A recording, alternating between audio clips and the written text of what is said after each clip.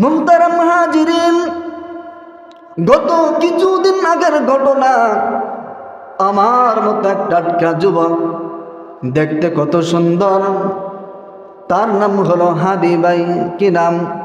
ওসমান হাদি ভাই।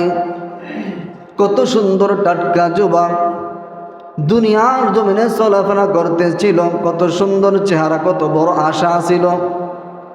দুনিয়ার জমিনে বেঁচে থাকবে, উম্মাহের খেদমত করবে, জাতির পাশে দাঁড়াবে।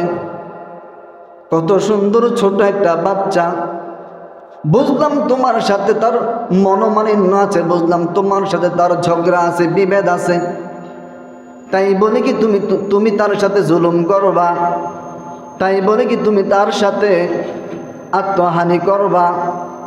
এরে নবীর উম্মতের দল, গত এক সপ্তাহ আগে ওসমান হাদি ভাইকে এক জালেম গুলি করলো।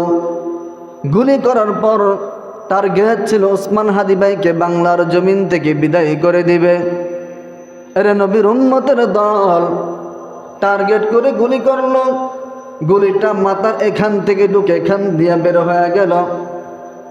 আল্লাহর বান্দা জমিনের মধ্যে শুয়ে পড়ে গেলেন।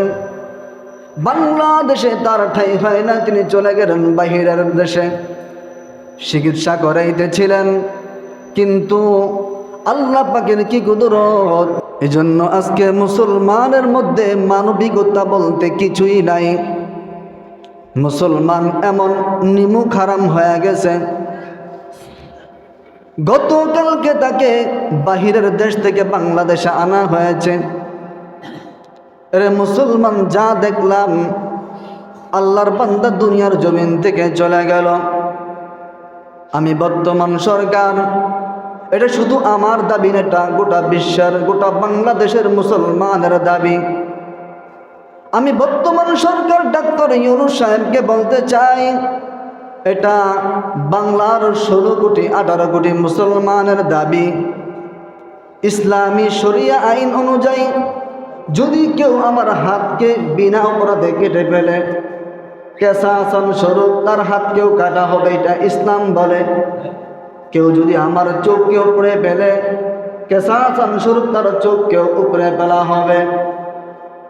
মুসলমান, ভালো করে শুনুন, ওসমান হাদিকে যারা ষড়যন্ত্র করে দুনিয়ার জমিন থেকে বিদায় করে দিল, ডক্টর ইউনূস স্যারকে বলতে চাই, তাকে যেভাবে দুনিয়ার জমিন থেকে বিদায় করে দিল, তাকে ষড়যন্ত্র করে যারা মারতে চেয়েছিল তাদেরকে আপনি আইনের আওতায় আনেন। বাইতুল মুকাররমের সামনে তাদেরকে হাজির করেন।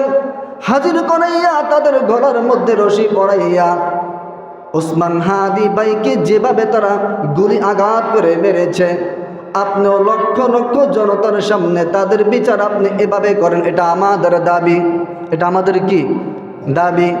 যদি আপনি একটা বিচার করেন বাংলার জমিনে, আমার মনে হয় মানুষদের প্রতি যে একটা জুলুম, মানুষকে যে হত্যা করে, এই হত্যাটা কমপক্ষে বন্ধ হয়ে যাবে। আর আজকে যদি আপনি এই হত্যার বিচার না করেন, আজকে ওসমান হাদি ভাইকে শেষ করে দিল, আগামীকালকে কুমিল্লার হাসানাত ভাইকেও শেষ করে দিবে। দেখা যাবে একদিন আমিও হক কথা বলবো, তারা আমাকে দুনিয়ার জমিন থেকে বিদায় করে দিবে। এই জন্য এখনো সময় আছে, এটার যথার্থ বিচার করেন। যথার্থ বিচার করলে বাংলার জমিনে এই সমস্ত জুলুম করতে তারা সামনের থেকে সাহস পাবে না। ঠিক কিনা জোরে বলুন।